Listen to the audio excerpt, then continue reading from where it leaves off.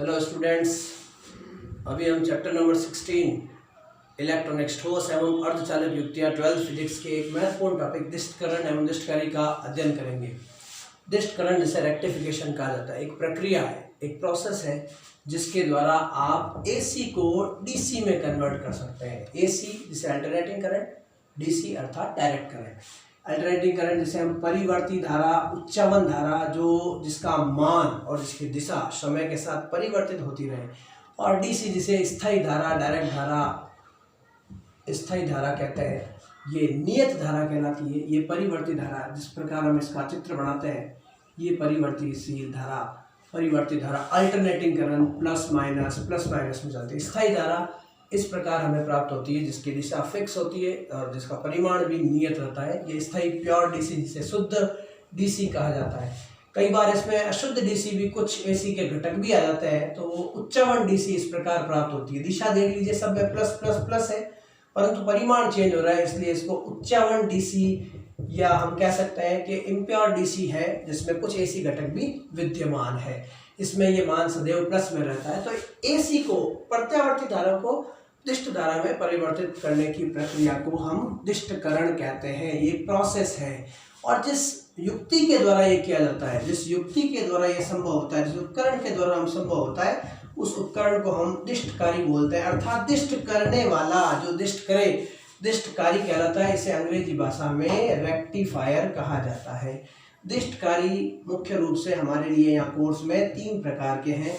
पहला जिसे हम अर्ध तरंग दिष्टकारी कहते हैं, इंग्लिश में इसे हाफ वेव रेक्टिफायर कहा जाता है, जो पूर्ण AC को आधी AC, अर्ध AC में कन्वर्ट करता है। आधी को ही डिवाइड कर पाता है। जैसे अगर हम इनपुट में फुल वेव AC दे रहे हैं, लेकिन इसके अंदर ये हाफ AC में ही कन्वर्ट करता है, हाफ, माफ कीजिएगा, हाफ DC में कन्वर्ट करता है।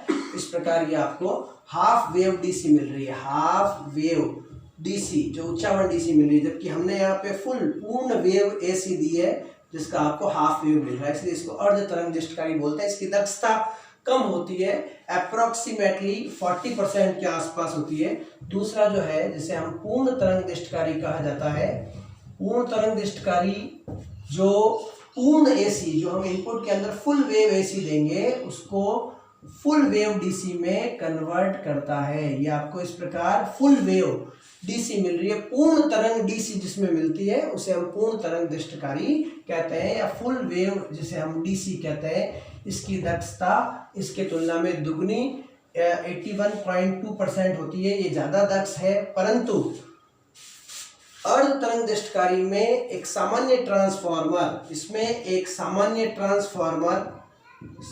ट्रांसफार्मर, एक PN जंक्शन डायोड और एक लोड प्रतिरोध, ये घटक काम आते हैं। जबकि इसमें सामान्य ट्रांसफार्मर के स्थान पर मध्य निष्कासी ट्रांसफार्मर, जो अत्यंत महंगा होता है, ये काम आता है। कि महंगा होने के कारण इसका प्रयोग कम करते हैं। मध्य निष्कासी ट्रांसफार्मर, सेंटर टेप ट्रांसफार्मर, इसमें 2 PN डायोड का प्रयोग किया जाता है और एक लोड प्रतिरोध का प्रयोग किया जाता है।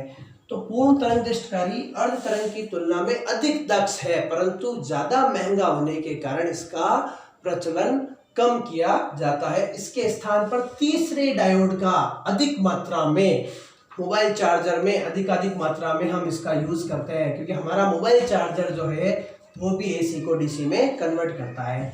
तीसरा दिष्टकारी जिसे हम सेतु दिष्टकारी या पावर डायोड कहा जाता है, अपेक्षाकृत सस्ता ये दिष्टकारी है। और इस दिष्टकारी में एक सामान्य ट्रांसफार्मर, 4 PN डायोड, सामान्य ट्रांसफार्मर, 4 PN डायोड और एक लोड प्रतिरोध का उपयोग किया जाता है। सस्ता उपकरण है और इसका आउटपुट पूर्ण तरंग के समान होता है, पूर्ण तरंग के समान होता है। धन्यवाद।